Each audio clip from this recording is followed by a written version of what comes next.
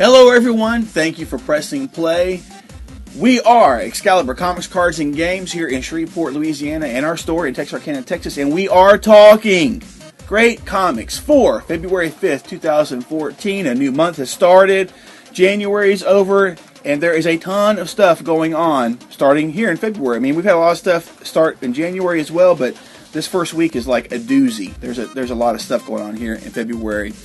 And guys, as usual, this handsome devil is Randy. I'm Chris. We're going to be talking some great comics. We got a ton of new number ones. We got the question of the week. We got some stuff we're going to show off that's here in the store. Guys, as usual, thanks for subscribing. Thanks for watching. Our subscriber count has grown. Yes. We really appreciate it, guys. Please share the video. If anybody is even remotely interested in comics that you know of, please share the video with them. And hey, guys, I wanted to ask a special favor from all of our current subscribers and new subscribers. If you're following any of the creators that we talk about in these videos on social media, Facebook, Twitter, Google+, whatever it may be, we would love it if you would take a moment and share the video with them specifically and say, hey, these guys like your stuff and they're talking about you almost every week. So that would really, really be cool. We'd really appreciate the evangelism. How about that, huh? That'd be kind of cool. But guys, MP3 is down below. Timestamps are down below. You know us. It's always a longer episode. So if you don't want to hear us talking about the event storylines, you can go to the new number ones down below just by clicking on the timestamps. That's enough for the intro stuff. Randy, what have you got for us today? Don't share with Alyssa Milano. we weren't exactly. Well, I wasn't exactly kind. We have tons of stuff we just got in at the store here over the last week. Here, we have finally gotten in the statue. They're the mini statues there. I think 1/10 scale. Well, I don't know what it is that they have listed on it, but of the Justice League, we've got Batman, Wonder Woman. I think Green Lantern, Superman, Captain Marvel, or Shazam, whatever you want to call them. But we've got all these in here. These are always a hot item, just as much so as the Justice League action figures that we've been getting in stock. So they're back in. Cool. Get them while supplies last. Did these fly off the shelf? Be honest. Oh yeah, yeah, definitely. For the gamers in all of us, we have the new Pathfinder series. This is called Wrath of the Righteous. The new Pathfinder has just come out. They're in the store. If you've been waiting on one of the new Pathfinder collectibles, come get them now. Awesome packs. All sorts of crazy creatures within there. Crazy creatures. I don't know how to pronounce their names, but crazy creatures. That works. Pop vinyls. Pop vinyls. We love the pop vinyls. We have two of the most awesome. We just got in some Star Wars pop vinyls. Awesome. And we're going to get in a whole slew of them next week about other ones. Goonies and I think Thundercats, Planet of the Apes, all sorts of cool ones will be in by the time you guys come into the store. We'll have them. But Jabba the Hutt. How awesome is Jabba the Hutt? Jabba the Hutt's great there. Love that. And I love the little R2-D2 with the giant eyeball there. Awesome. R2-D2, we have Queen Amidala, although I don't consider her to be a true Star Wars character since I ignore all that. And we have the awesome Lando Calrissian. And in these, I'm glad we can show these to you because the last two times where I've wanted to do this, they have flown out of the store. We have the awesome Game of Thrones figures. This is Daenerys something or other, and I don't know their names, and Jon Snow. So we've got both those. Daenerys, all I know about her is she's the girl with the really big Peter Gallagher eyebrows. That's all I can see whenever I see her. They're so prominent and I don't know. That's all I can see. That's all you can see, huh? Yeah. Hey, speaking of the pop vinyl, the Jabba the Hutt. Yes. Bill, there was a friend of mine sent me a clip of a YouTube clip of Conan O'Brien, and Bill Hader was on. Yes. And Bill Hader did his impressions of Jabba the Hutt dying and stuff. It was great, man. It was super funny. Nice. Cool. Let's see what else here. We have a question of the week. Yes, question of the week. Guys, this is Randy's, and I think it's a great question of the week. We are going to requires some thought from you. Yes. Yes. Because it required a lot of thought from this guy. It did. If it requires a lot of thought from me, it just requires a lot of thought. I can still smell the burning. It is, and my eyes red too. But guys, question of the week is this: what Marvel and or DC property character would you like to see more prominently featured in 2014? What Marvel and or DC character would you like to see just get a ton of spotlight this year? Yeah. So kick us off, bro. What are your ideas? As far as DC goes, a lot of people are looking for Stephanie Brown or Donna Troy or someone to finally make their appearance there. I think they're finally getting Wally West, and I don't know if they're going to be happy about it or not. But for me, you had the Mr. Terrific book come out. Wasn't so hot, wasn't so great, and they shot him off into the Earth 2 universe. But he's only been kind of here or there. He's never really stepped up, and they haven't given him a huge role. And this is the former, before they started everything over, he was the chairman of the JSA. He was a major player, and they just really haven't done anything with him. So someone like that to me, or maybe you've seen Big Barda and Mr. Miracle here or there throughout the Earth 2, but you really haven't seen them featured. And they're, again, I love the New Gods. I like those characters, and would like to see them, join a team, have their own book or mini series, something like that, where they're featured more prominently. As far as Marvel goes, I'm probably going to throw a lot of people here. There are certain people, characters I like. I'm glad that even though I may not be the biggest fan of the book, I'm glad Havoc has a really big role right now in a book. Banshee, I wish he could come back from the dead there or something. Exactly. For me, though, a few years back, one of the things that's always worked is that Marvel's taken some young female and had her be kind of Wolverine's protege, and it worked well with Kitty Pryde, it worked well with Jubilee, and a few years ago we had that developing with Pixie, and Pixie was on the team, and she's here and there, and now she's nowhere. She's in the background as a character, of this. She is there in the 2 books of the Inhumanity, The Awakening, and she was, one of the characters, but she's not a prominent character anymore. And she went from being a huge major player on teams to nothing. And so, for me, that's the character I want to see suddenly make some sort of a comeback there. So your main one for DC is? Main one for DC is, I'm going to go with Mr. Terrific. Okay. And main one for Marvel is Pixie. Okay, cool. And guys, just a heads up, there are some characters this year that are going to be getting a lot more spotlight. Yes. You're going to see a lot more Lex Luthor after Forever Evil. You're going to see, there's a new, if you guys are Iron Fist fans, yes, there's a new Iron Fist series that I'm especially looking forward to, and Randy is too, because that's one of his favorite characters. For Marvel, I would have to say, and it's kind of been hinted at, but I got to be honest with you, ever since Mark Waid and Mike Wieringo did this character on Fantastic Four, I have never loved or appreciated Doctor Doom as much as I have. He was hinted at slightly in New Avengers last year, with just a bit of a touch with some stuff that happened in Latveria, with all the world colliding stuff. But I would love to see more of him this year. I would love to see him. Really, what I would love to see, this is really what it boils down to, I would love to see Jonathan Hickman write him. Yeah. And I think that he would make a great addition to the New Avengers Illuminati group. Right. Kind of like what DC is going to be doing with Lex Luthor. Right. Here in the next few months. So I would love to see more of Doctor Doom featured more prominently. As far as DC goes, you're not a big enough reader. I got to be honest with you. I think they're giving me something I did not even know that I wanted, and and really that's in the form of Green Arrow. I am so digging Green Arrow,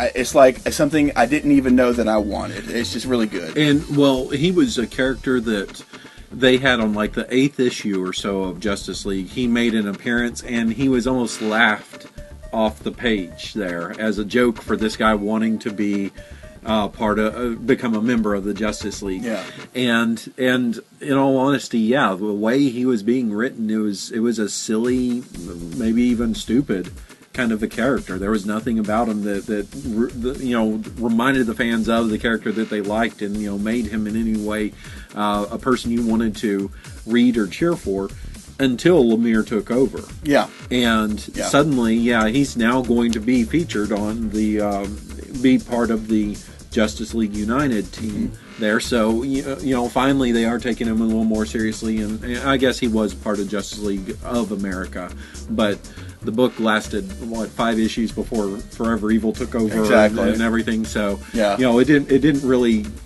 develop into anything as far as I'm concerned, that book. It just kind of became, you know, something to tell the rest of the story. That's really it. I mean, yeah. But yeah, as far as Marvel, Doctor Doom. Yeah. Totally.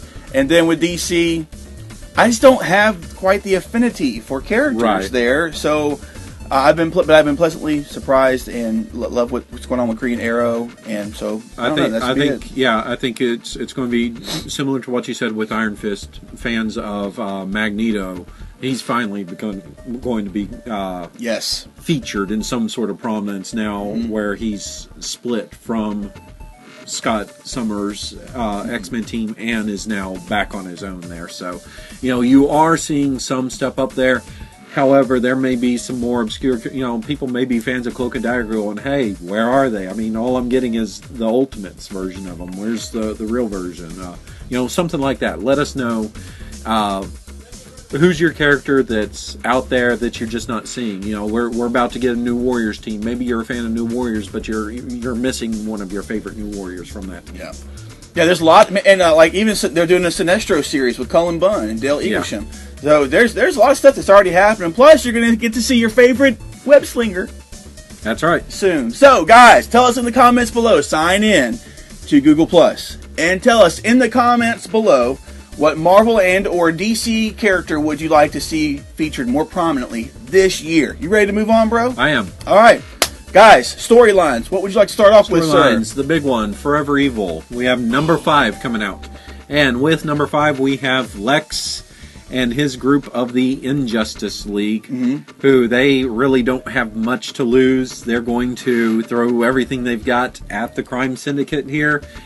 And there may be some big repercussions because of what they're doing there. Yeah. So, that's I'm looking forward to a post-Forever Justice League book. Yeah. I really am. So I want to see, because Lex Luthor's coming on board. And is that going to be the only book that moves 5 years into the future, or are all of the DC books supposed to go?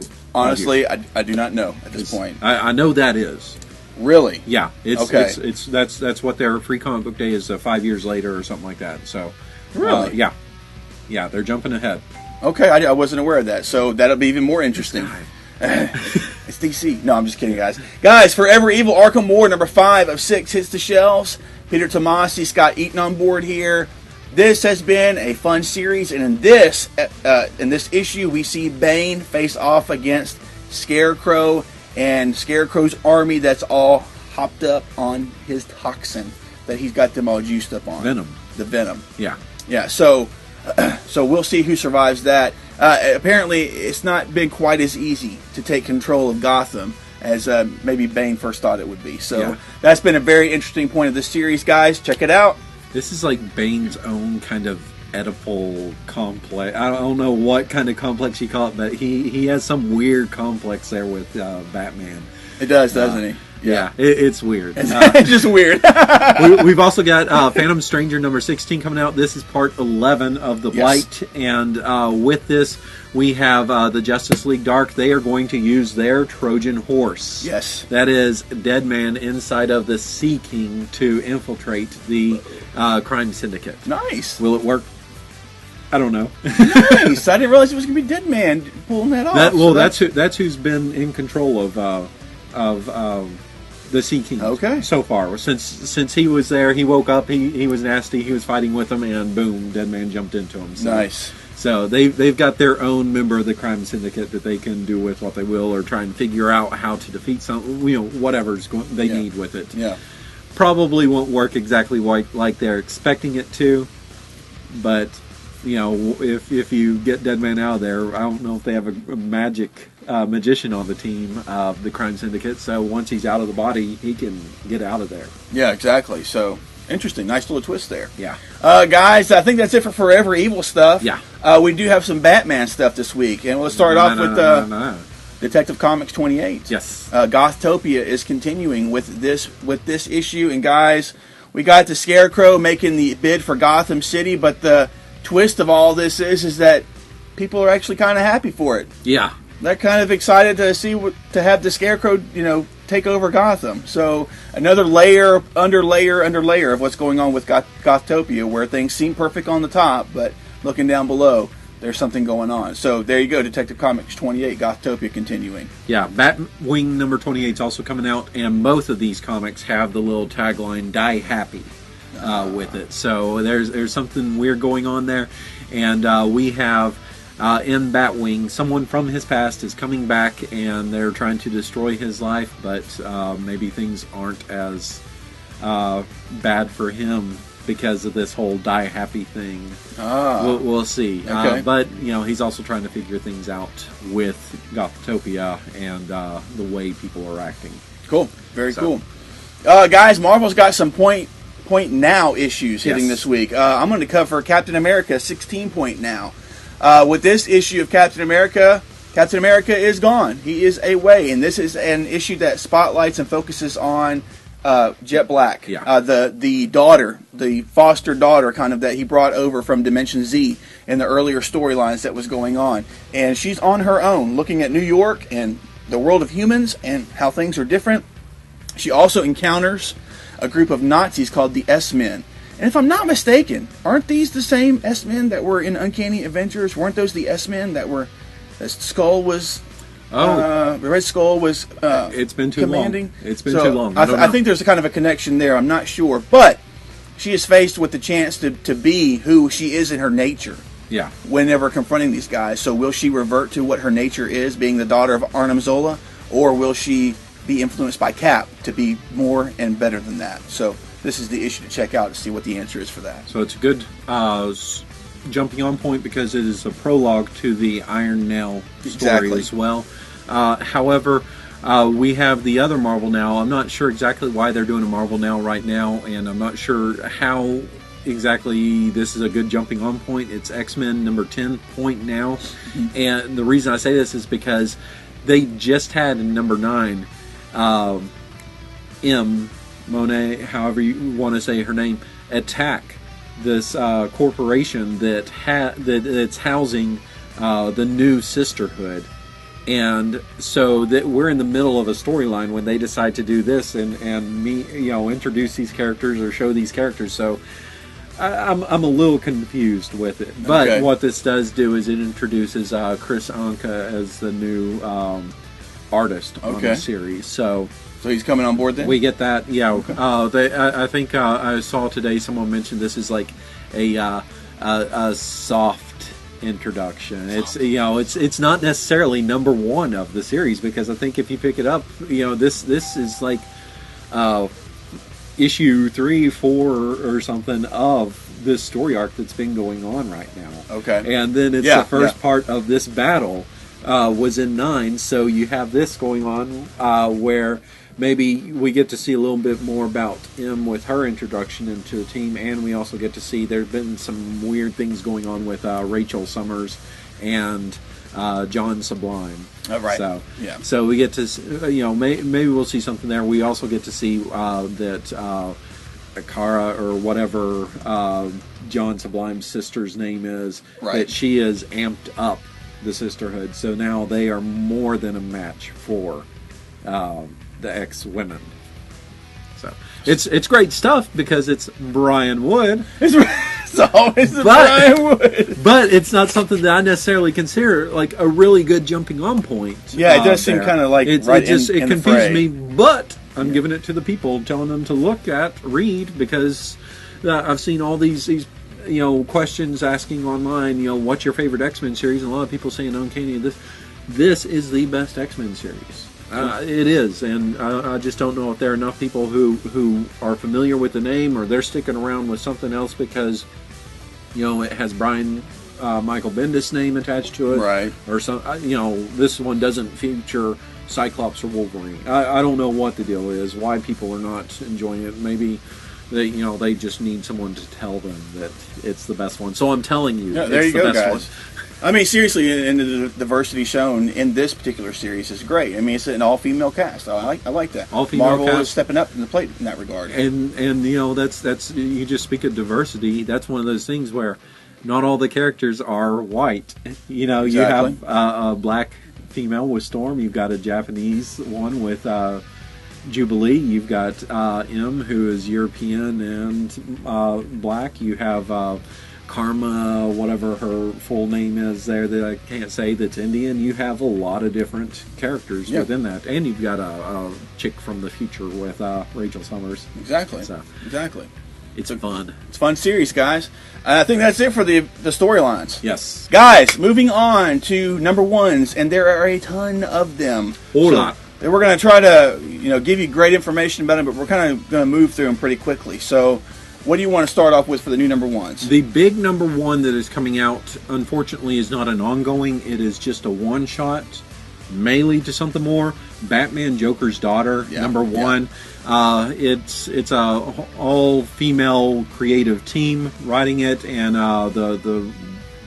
one of them I'm most familiar. She wrote one of the DC War comics there. I'm not terribly familiar with the creative team. Okay. But with this, we have the Joker's Daughter. She's this lady, this girl that happened upon the face of the Joker and put it on. And now she's deciding that she wants to dominate or rule the Gotham Underground. Right. So this is one of those where I think they're doing a testing ground right now to see how successful these are and if they might lead to a mini-series or an ongoing series here. So if you like it, if the numbers game is good enough, we might see more of her. Exactly. Guys, I'm going to move on. There's a couple of Marvel ones. Yes. Several of them to be checking out. I'm going to start off with a brand new, I'm just going to start with this one, Punisher #1. Yes. Hitting the shelf this week, and I'm excited to check it out because Punisher is moving. He is moving from New York to the City of Angels, Los Angeles, to go take on the mob, the mafia, the crime that's there. But on his tail is a posse of Punisher predators, a group of guys that are specifically hunting Punisher like he's some wild game or something. And it's not like Craven or something. These are military men. Yes. Military trained men and women, maybe, I don't know, that are hot on his trail there. Exactly. So I want to see, #1, if he survives getting from New York to Los Angeles, and then what happens there. So I'll be checking that out. My guess is he does survive. Probably for a little while. Because if he dies before he gets to Los Angeles, what's the point of doing this series? That's just my guess. I kind of wish they would kind of bring back a microchip-like character and like the Punisher van and some of that stuff. It'd be fun. Yeah, we'll see. My choice here that is probably Marvel's biggest #1 is one that's brought some controversy and anticipation is Miss Marvel #1. Yes. And this is has to do with let me find her name here, Kamala Khan. And Kamala Khan is your ordinary Muslim teenage girl, and really she just wants to be an ordinary teenage girl. She doesn't want to have to go through all the her mom is a big hassle on her, and she just wants to be a girl, have fun. And there are all these cultural traditions that she's having to keep up with that make her life a little more complicated. And as if that's not complicated enough, she happens upon powers now. They're very Plastic Man-like powers. But where did she get these powers? Is she an Inhuman? What's going on? What are the answers to this? We don't know. These powers, though, are going to make this wanting an ordinary life a little more difficult there. Yeah. And her hero is Carol Danvers. Carol Danvers, is no longer using the moniker of Miss Marvel, right. So why not take that name and try to do something with it? This is written by the highly talented C. Willow Wilson. That she wrote Air, which is still one of my all-time favorite books there for Vertigo Comics back in the day, and it has the awesome art of Adrian Alfona, who, of course, was of Runaways. Exactly. There. So you have two very talented individuals writing this book. I think it could be a huge one that is going to be overshadowed by things like Wolverine or maybe Punisher coming out. Speaking of Wolverine, yes, Wolverine #1 hits the shelf this week. Oh, does it? It does. Written by Paul Cornell, who did the previous series, and we got a new artist on board, Ryan Stegman, coming on board. Love his art. It's fun, a lot of fun, exciting, really kinetic artwork. I especially enjoyed him on Spider-Man, Spider-Man, when he was doing that. So, guys, Wolverine is back with a new status quo. He is not the same. If you read the end of the last couple of issues of the last series that just wrapped up like 2 weeks ago, you see Wolverine does not have his healing factor anymore. Mm-hmm. He barely survived his last confrontation with Sabretooth. And now this series sees him, I don't know, going all Rocky on us or something. He's building himself back up because he wants to take revenge on Sabretooth. He's going to be under a different, he's going to be working for a different guy called the Offer. Mm-hmm. That's his nickname, and it kind of ties into what his powers are, and he's going to have another crew that he's running with. Apparently, with this series, he's like abandoning the Avengers, he's abandoning the X-Men, he's going completely off on his own mission to build himself back up so he can take revenge on Sabretooth for what Sabretooth did for him. Yeah. To him. I mean, but the whole thing with Sabretooth, though, is Sabretooth likes this. Because Sabretooth's whole deal is he doesn't want to kill a pathetic Wolverine. He wants to kill, the badass that he's used to. The one at the top of his game. Yeah. Yeah. I have to say, I love what I've seen of the new outfit. I think it looks cool. Yeah.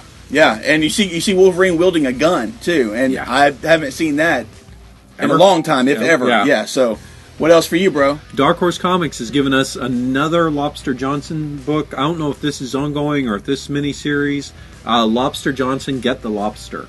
#1 comes out. That's right. Lobster Johnson is an awesome pulp hero here. Okay. And with this series, we see that there has been some sort of an incident at a sporting event in which a referee and official dies. And it looks like it's caused by these two bulletproof wrestlers. Yeah. And it's up to Lobster to come in, figure out what's going on, see who the big bad guy is behind all this, and, save the day. So it's pulp character, which I love, and it's within the whole Hellboy universe, right, exactly, which I love, so I'm all over this. Wasn't there another one from Marvel that you were going to be getting?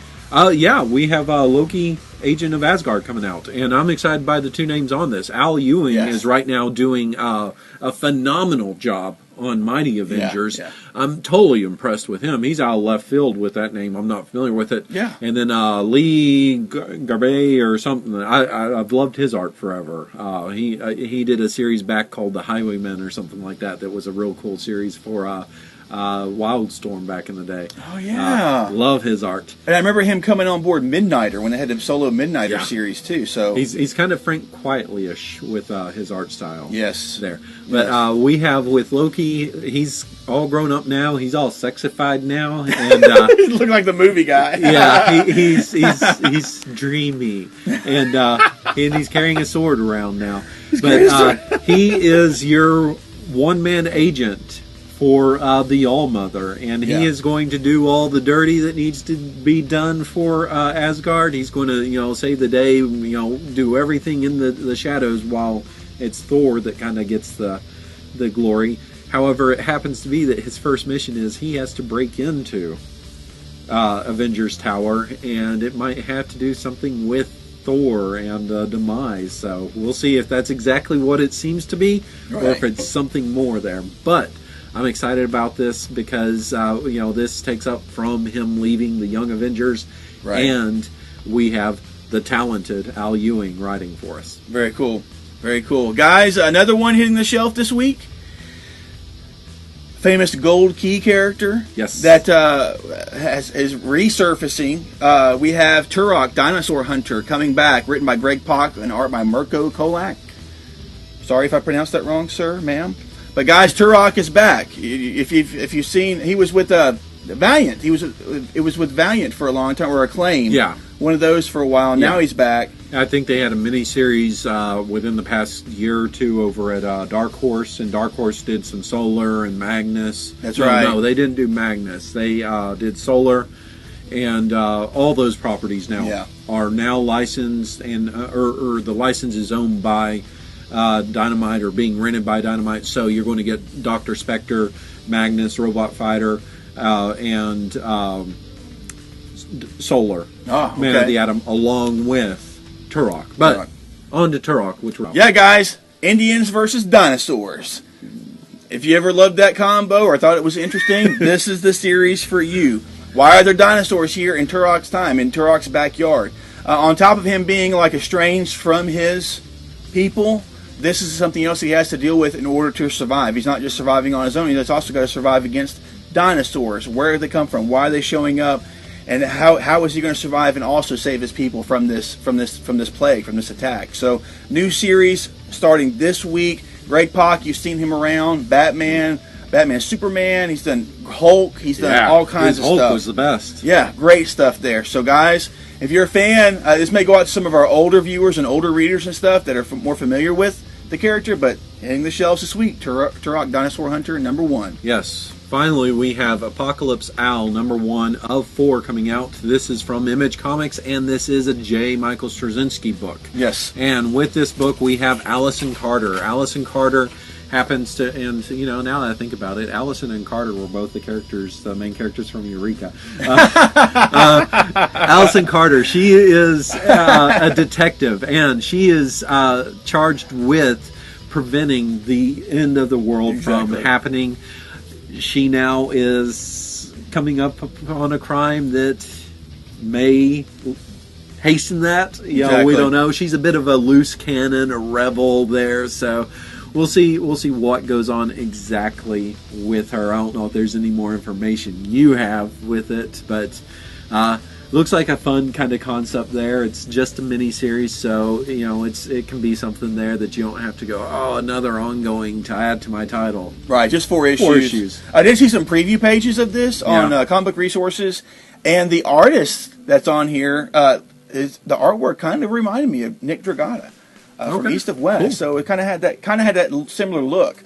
But yeah, she deals with the crazy psychos that have powers of darkness and magic and trying to use it to end the world, and that's her beat. And she, on her watch, this stuff ain't going to happen. So there we go. Guys, that's really it for the #1s. There's a ton of them. Tons. Marvel is killing it this week with like 4 of them. So, I mean, dang. Give us a break, guys. But moving on to our favorites, guys. I don't have just a ton to cover this week, but I still got some favorites I want to talk to you guys about. What do you want to start off with? Before we get started on this, let me just say I am so sick and tired of, and we mentioned East of West last week and about what the premise is of this from the solicitations, and this is like the 3rd or 4th time that this book has had nothing to do with the story, because this was supposed to be Death facing off against the Ranger. Okay. And there was none of that in this book. None of that whatsoever. And I'm just getting tired of, from now on when we have East of West, what we're going to do is we're just going to give like a quick recap of what happened the last issue so that people can get excited, because I'm sick and tired of I did that with it when I mentioned it in one of the videos, and now you mentioned it and that's happened, and I'm just like, Image, come on, Jonathan Hickman, come on. I hadn't read it yet, so. Oh, well, what is in there has nothing to do with it. I didn't tell you what the story is about. Spoil it, yeah. I just said it's not what you're thinking it's going to be. Oh, man! Anyways, we have Earth 2, #20 coming out here. We finally know who Batman is, and now we know what Superman's plan is, and we have Batman and Red Tornado and Hawk Girl teaming up with a new ally to try to take on Superman and take him down here. Cool. Awesome book. Loving it so far. And DC, you've got a good one here. And back to the question of the week, they would have to prominently feature Earth 2 more in order to give Mr. Terrific more of a... Well, there's so much going on there right now. And so... I don't know, it's just a thought. So it would still be cool to see, though. Yeah, definitely. Yeah, and guys, as I was talking about earlier, Green Arrow 28 hits the shelf this week. And the last issue had a major reveal at the end of it. I'm so totally digging what they're doing with Green Arrow and these clans and the Outsider War that's going on and stuff, and what they're doing with that. And guys, and DC promises that if you thought that was a huge reveal, then we haven't seen anything yet, because something even bigger happens with this issue. They're kind of hush-hush. I don't care. I want to see. I want to see what Jeff Lemire and Andrea Sorrentino are going to do with number 28. Yes. Is this the third part or fourth part? Not sure. Third part. Part 3. Part I see 3? it on your page there. Part 3. Thank you, James Robinson. Thank you. All New Invaders number 1 was awesome. We have number 2 coming out now, and this felt like an old school Avengers or Cap kind of story to it. And I like that. It made sense. And with this issue, we have Cap and Winter Soldier showing up to help out the original Human Torch in his battle against, let me find her name, Tanoth, the Pursuer. And we find that right now Namor is being held captive by the Supreme Intelligence, and Cap and the crew have to try and figure out how they're going to save him. Now, the device that the Pursuer is looking for is a device that allows a god to, or allows a person to control a god. Right. So this is something that the Kree want to keep them as a major force here, and they have the location of all the pieces there, so it's up to the Invaders to stop them. But this is James Robinson that's doing this, and Steve Hugh's art just looked beautiful. It was great on that page. That was a great first issue, man. Great first issue. Has me totally excited for issue 2. Yes. Guys, New Avengers number 14 hits the shelf this week, and we finally, if the solicitations are correct, we finally get to find out more, if not everything, about the Black Swan. And the Black Swan's been a major part of this series for at least half of it.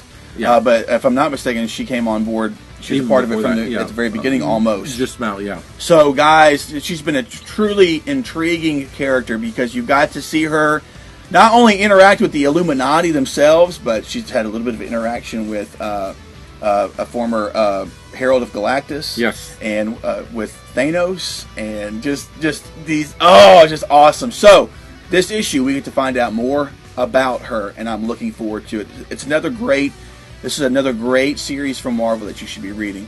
Yes, I agree. We have now, speaking of Al Ewing, Al Ewing is putting out the second book for Marvel this week with Mighty Avengers number 6, and this is, there are big things in the work here going on, and the focus in this issue is the Falcon and Luke Cage and the Blue Marvel, and we're finding out things about money, about family, and about mistakes made in the past there, and we're going to find a huge surprise, huge reveal with something that the Falcon comes across. This also guest stars Iron Fist. So, I'm totally digging this book.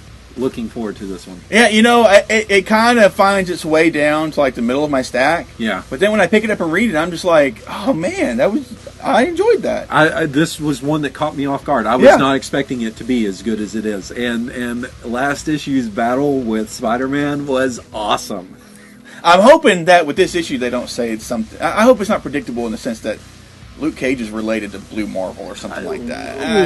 We'll see. Yeah, we'll see what goes on there. I don't know. But I just have to say, the battle between Luke Cage and Spider-Man, they just take, when they put the baby in the car and Jessica Jones turns around and bah! That was awesome. I love Jessica Jones. What a great character addition to the Marvel Universe. Yeah, cool. Guys, another one of my favorites hitting the shelf this week, Lazarus. Yes. Number 6. I was not expecting the story that I got with issue number 5. Totally different look of life in the world. I mean, because we've been inside the palaces, and we've seen the power of the family, the Carlisle family, really up until last issue. Right. And then we got to see more of the serfs and the people that aren't royalty, or the people that aren't the powerful people, how they live life, how they try to survive, the struggles they go through, and that's continuing on with this issue right here. We also see I forget her name, but the other Forever character, that other Guardian character, the other family. when that guy shot her from across the river, Yeah. and she just turned around and told him what would happen if they didn't kill the guy who shot her. Right. That was awesome. Yeah. And just a proper display, storytelling wise, of how powerful these families are. Right. You know, with the control that they have over the serfs, over the non-royalty. And guys, with this issue right here, we're looking at Johanna trying to rehabilitate her image to her family. Also, the resistance is going on. Joanna. I keep messing it up there, but and we're still looking at that. And we're still looking at the family in Montana too. Yeah. So that's still continuing, and that was just such a gripping story. I mean, especially with what happened at the end. Joanna has taken a total one of the most manipulative people in the book so far, and she's furthering that manipulation in this one.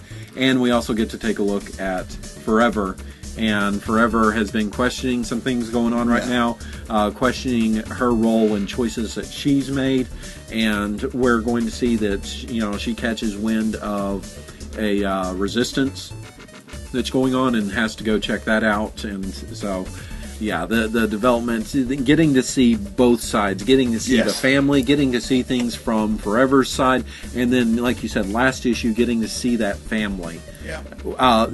This is a complete book with the world that they've created here. It was great, and you should get on board. The first trade is available. It is, and you should get it. You get on board this series. It's great.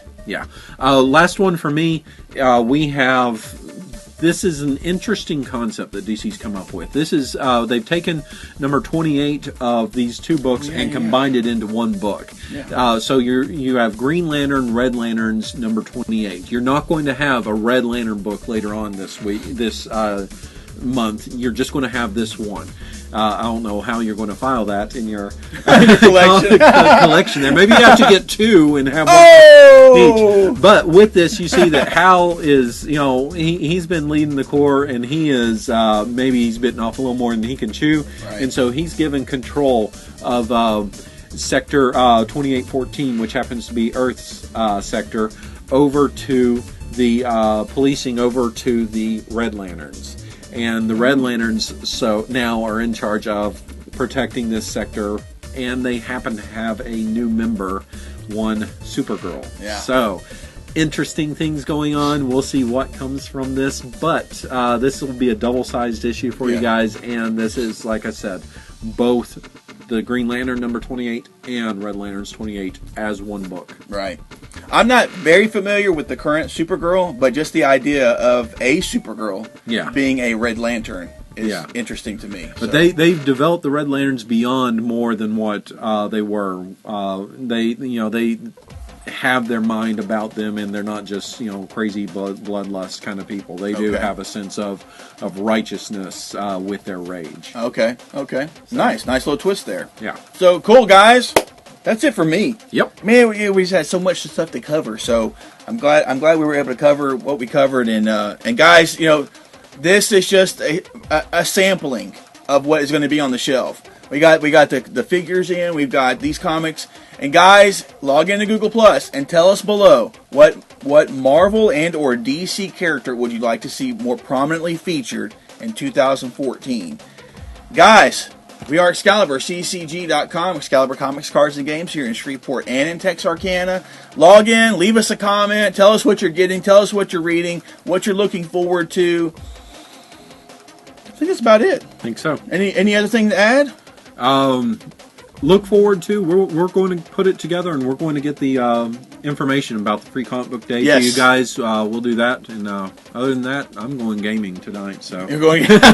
So, I'll be doing other things, but and guys, be sure and check out our best of videos. We'll also have the free comic book day video coming as well. Yeah, to tell you more about that. There's some exciting things coming. I may put together another video for you to tell you about some awesome new things that are about to come out or are about to change with what you're currently reading. So there's a lot of news stuff that I would like to cover for you guys. But leave a comment, like, thumbs up, share, subscribe. Thank you for watching. Until next time, be safe, take care, and we will see you in the next video.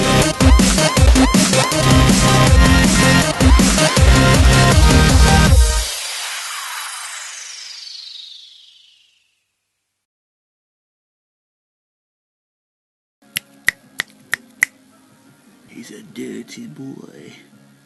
Dirty boy. Here he comes.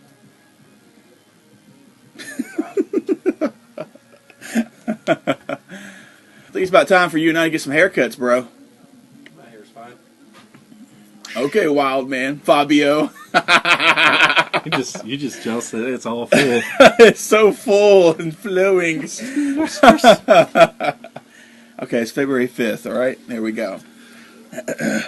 3, 2,